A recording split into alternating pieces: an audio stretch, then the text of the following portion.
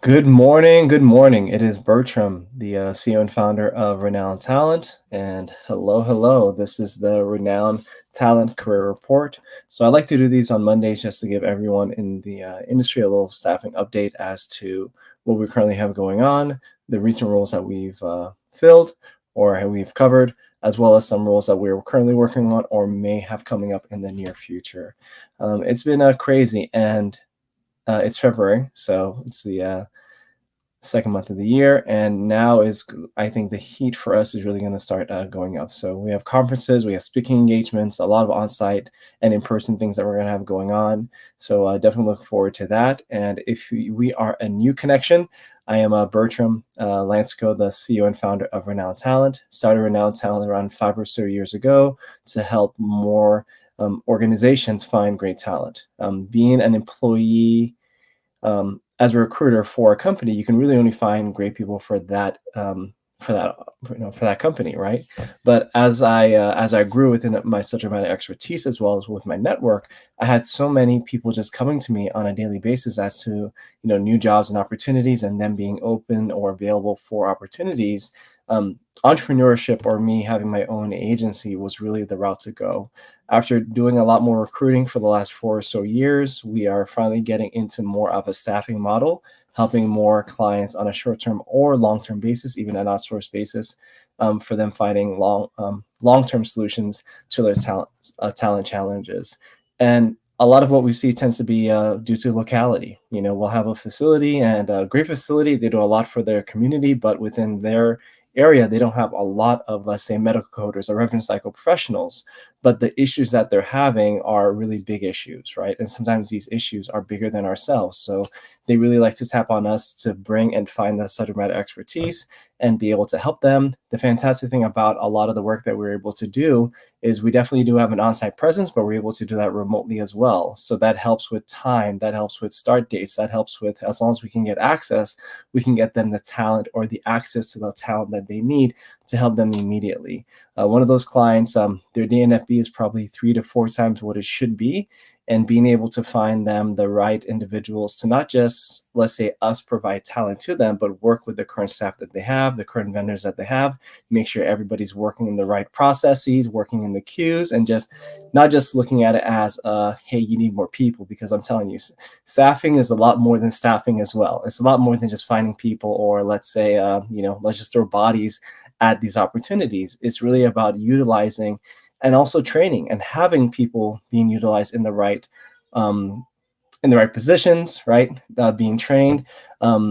Recent facility actually had a management gap for a long time, and within that management gap, what happened was a lot of individuals were not doing what they were supposed to because they didn't have any oversight. So us being able to put a director or somebody at the compliance level over everything and seeing what was going on and what was not going on was really telling and was quickly remedied. And instead of the staff at the facility being scared or like, I'm going to lose my job, they were actually excited because they knew that this was going to help bring them to the whole new level. So consulting, and we went into a lot of that with Leslie Bowles last week on the roundup. I'm sure you've seen maybe one or two of the videos of the snippets that I've been able to share on LinkedIn, and wow, that was really telling. But I think we really dived into the types of opportunities because, let's be honest, not everybody's meant to be an entrepreneur, right? Nobody wants to really put their house up for sale or, like, let's say, save up, hundreds or tens of thousands of dollars just to lose it within an opportunity. There are many different ways that you can look at it. So I really appreciate her being on the roundup, and I look forward to this week's guest on Wednesday. I'm going to go to the comments really quick. We have Maria. Hi, Maria. Thank you for coming. I'm also in Florida. I'm more in the Tampa Bay, Clearwater, Pinellas County area. So hello, hello, hello. We have D'Amica from Tennessee. Hey. We have somebody from Raleigh, North Carolina, as well as Rose. Nice to see you again from Ohio. Just as a little disclaimer, if this is one of your first times joining, or maybe you haven't heard this disclaimer before, somehow not all of the comments come to the platform that we're utilizing, and it's very unfortunate. So I'm not able to see all of them, but if I do see yours, I'm definitely going to shout you out. I'm also going to try my best to go on LinkedIn and try to see if there are people that have made comments, but let's just say I wasn't able to see them on this platform that we're utilizing. But that's okay because we're here, you're here, and you're interacting.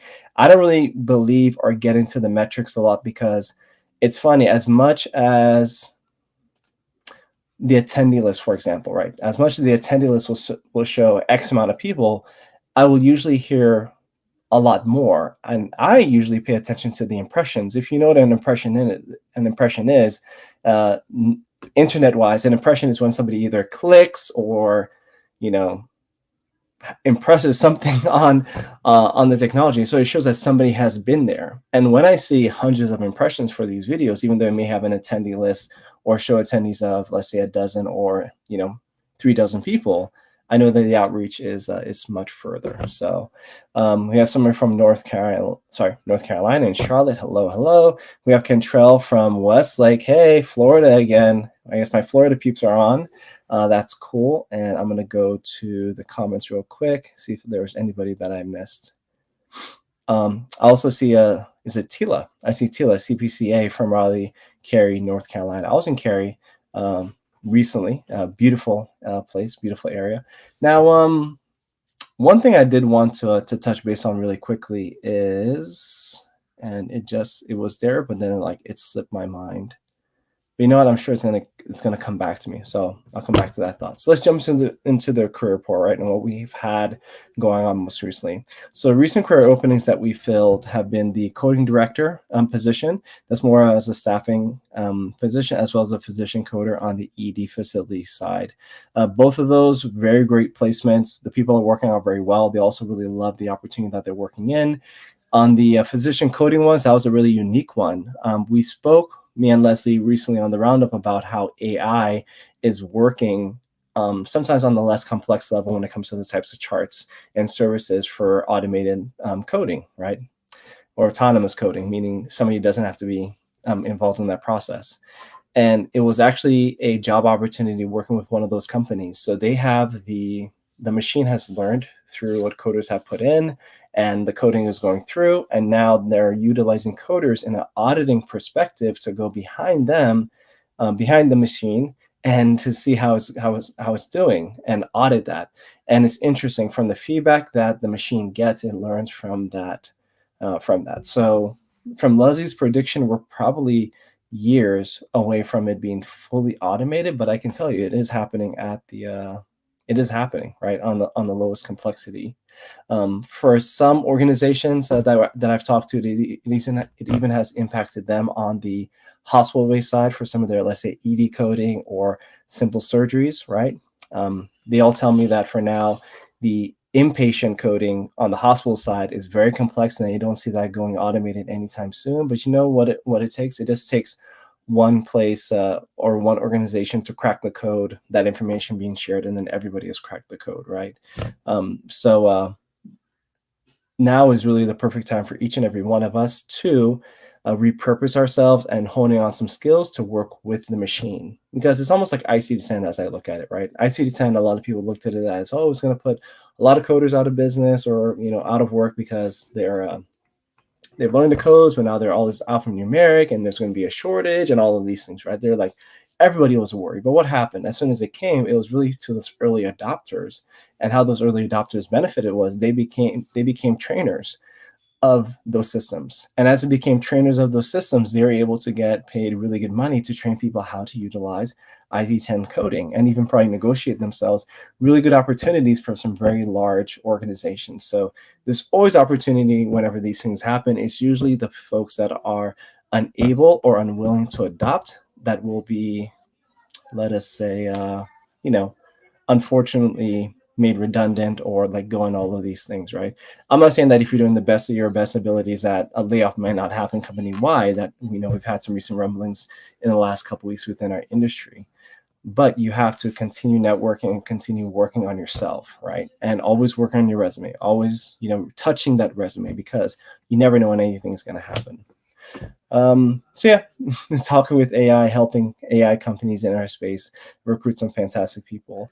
Some recent openings as well have been the inpatient coding position for community or low-level trauma. I'd say for right now that position is covered. We have the folks that we need, so we probably don't need any additional until we get some new ones from other organizations. Okay. So we're not going to be actively recruiting on that one. The hospital outpatient simulator surgery or surgery coding position, I would say right now we have that position covered. We are in our final stages of candidates going through the interview process, and we probably don't need any additional unless something might change. And you know what I'm going to do? As soon as something changes, let's say it's a Thursday afternoon, I'm going to post a LinkedIn. I'm also going to reach out to the network for the folks that have applied to work with Renowned Talent. We have them in their different skill sets per job that they have applied to. I will reach out to them, verify their experience, and get them through the process. So I'd say right now, probably the only real open position would be the physician coder for radiation oncology.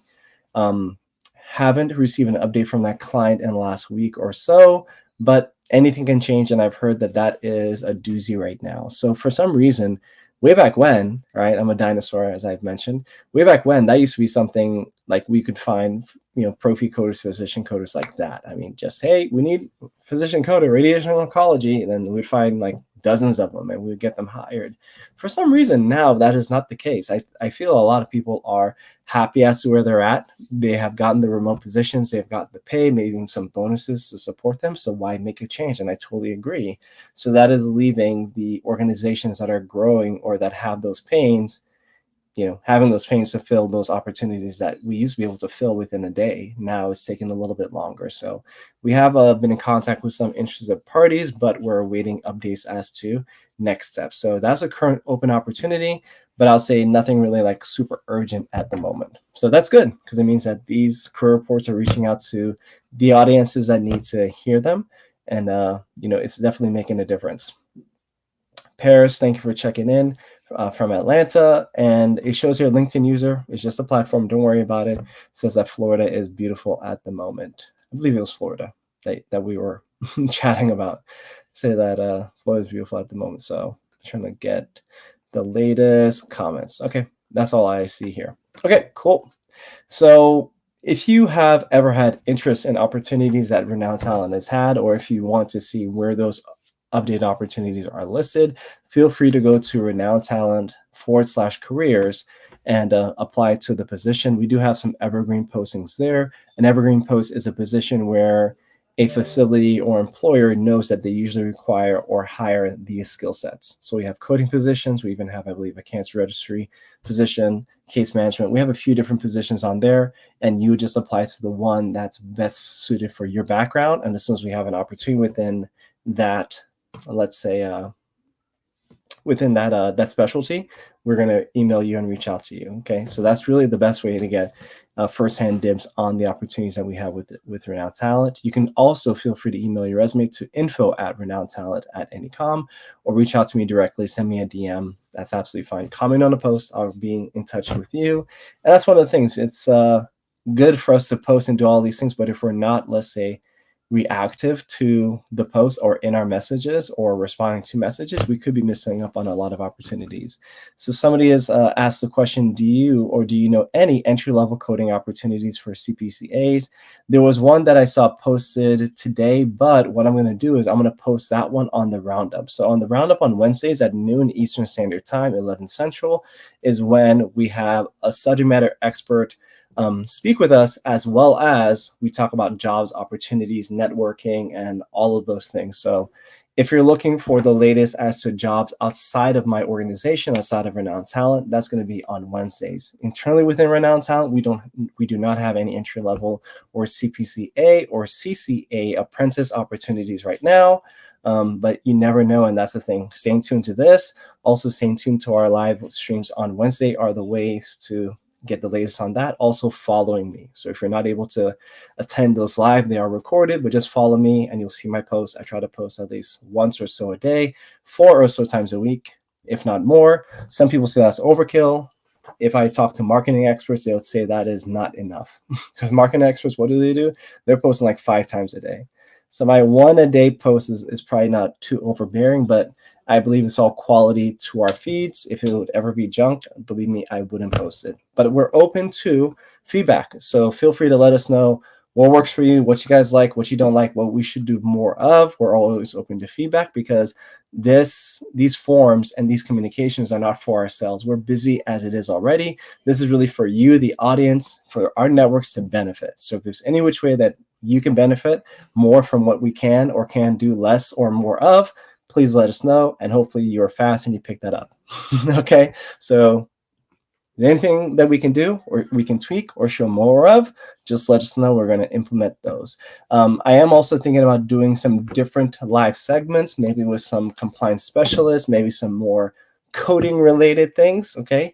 That's all within the works. So that's something that I am contemplating. So if that's something that you would appreciate, I mean, let me know. Like, yes, Bertram, I'd love to get more stuff about, like, say, updated coding guidelines, right? Or coding tips or whatever those things are outside of the roundup, as well as outside of the these career reports we do on Mondays. Let me know. And I would love for that to be a more regularly scheduled presentation. That way, let's say it's going to be for just coding updates, right? Let's say it's every Tuesday or something like that. It'd be nice for us to have that. That way you can tune in or you can watch that one specifically for coding updates on those days. So that's more to come. But yep, any feedback would definitely be appreciated. We have another question that came through. Katina is asking, do you have any positions to help something transition your coding to the Epic side of the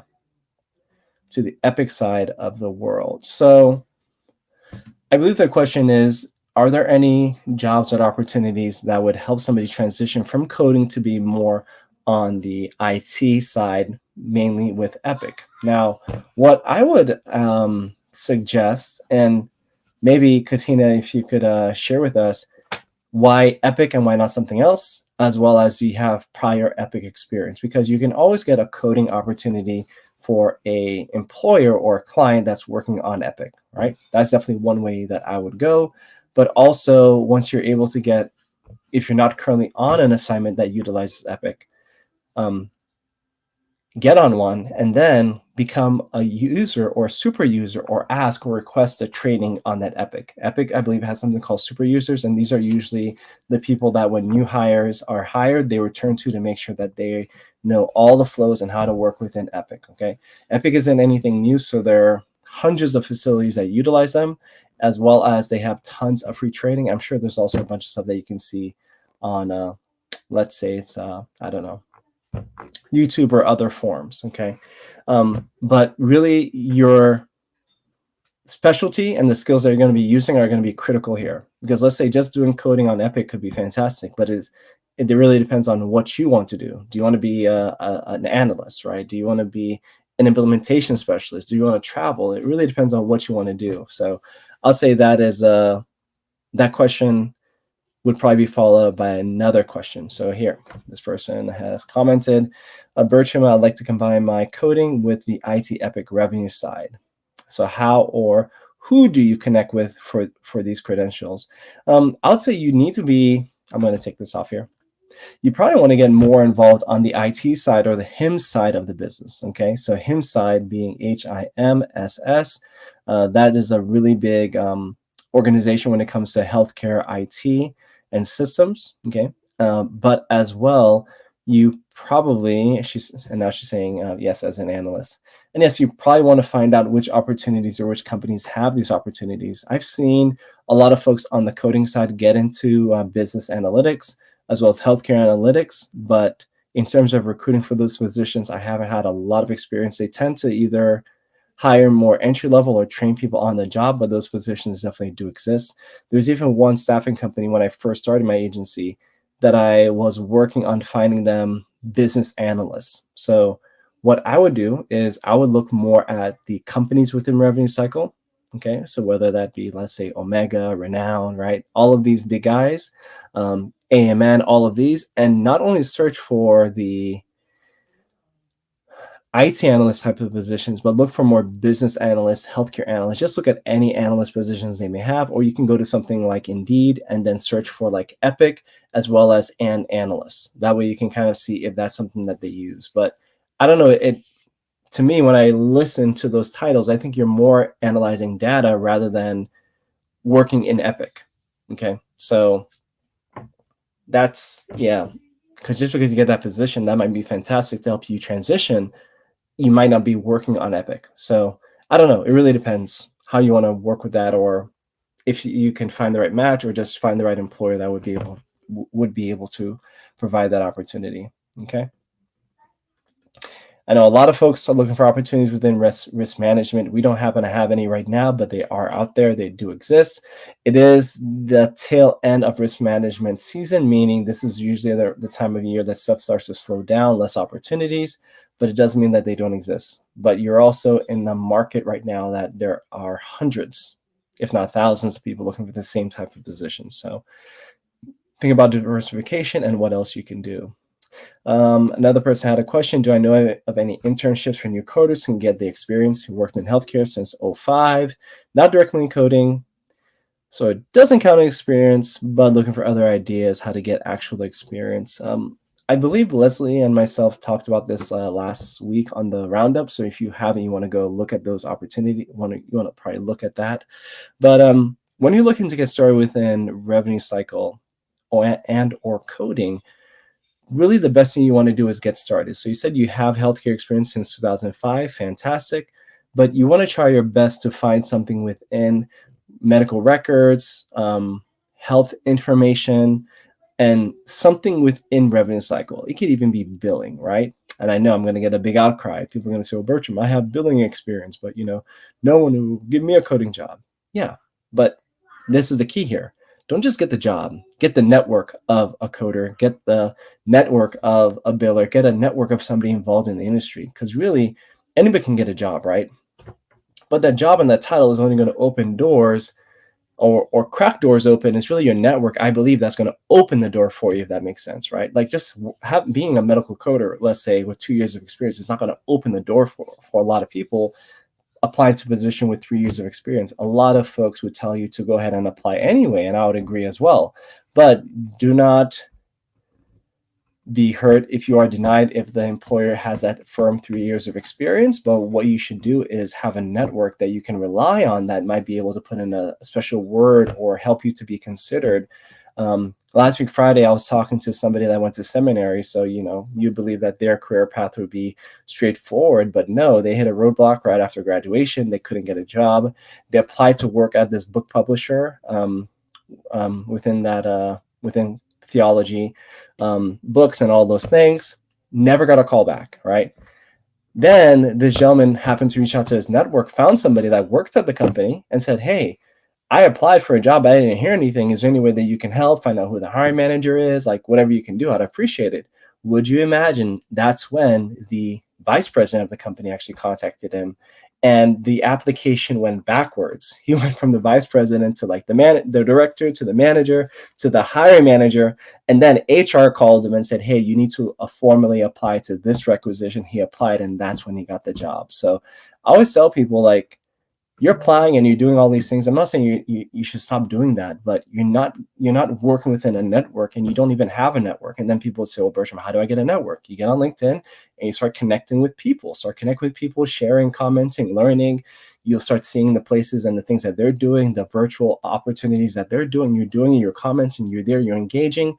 And that's how you'll have a network. These people will know you. And then through osmosis and through this daily practice, you're going to see that you have applied to jobs that these people might work at, or might even be the hiring manager, and they're going to contact you because they happen to know of you or have interacted with you.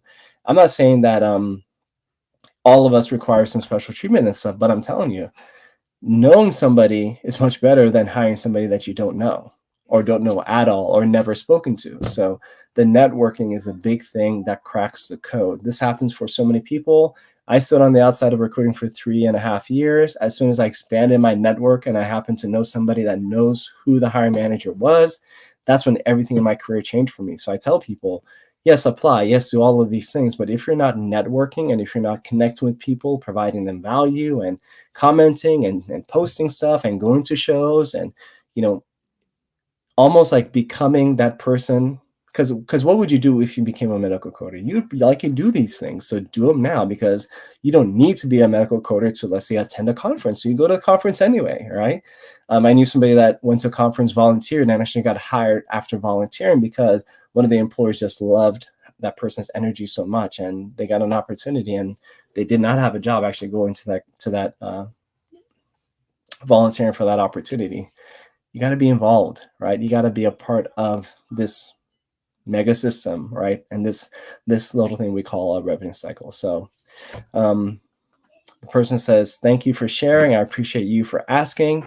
And just in case I didn't mention, so our next roundup is this Wednesday. We're going to have John Piakowski. I believe I'm saying that correctly. He's a surgical coding SME, but we're going to be diving into conversations about being a male in a female-dominated industry. Believe me, we're going to keep it PG. Because there's so many women involved in revenue cycle, almost like nursing, there may be a hindrance for some gentlemen, right, or some males to like get involved in our industry. So I want to hear directly from him. This is going to be unscripted, a straight, honest talk. But I believe, as I've worked on teams, mostly with women, that's actually going to be a bonus. So I'll love to hear some of his perspectives and some of his tips and just what he thinks. I mean, he goes as far as to call himself the medical coding cheerleader, as he likes to cheer people and encourage people that are on their journey to finding their medical coding positions. Okay, so we're not going to go like as far as some may believe as what some of the politics is talking about. We're not going to go that far. We're just going to talk about his experience, how far he's come, and what he's doing today, and how he's helping the industry. So this is Bertram once again. You know that I appreciate you. I hope each of you have a good week, and hopefully we can see you on Wednesday's roundup. I'm going to go in the comments. I'm going to share that link. So if you haven't clicked to attend the roundup on Wednesday with John, fantastic. Go ahead and sign up. Even if you're not able to attend live, it's going to be recorded on LinkedIn as well as our YouTube. So we're going to be sharing links on that as well. So you can go back and watch a YouTube style, listen to it if you like, and we look forward to seeing you. So it's Bertram again. Just last comment, Katina said that also is good to join coding forums on groups on LinkedIn, also groups on Facebook. And I know Facebook, a lot of people are like, ew, I don't like, believe me, there's a lot that goes on in Facebook, a lot of jobs, a lot of opportunities. There are even dedicated Facebook groups for jobs within medical coding. So you're just a part of that network. You see a recruiter or somebody posts a job, you apply, boom, there's magic. So it's Bertram again. I hope each and every one of you have a good week. Let's see you on the roundup. And remember, be renowned or be forgotten. We'll see you later. Bye-bye.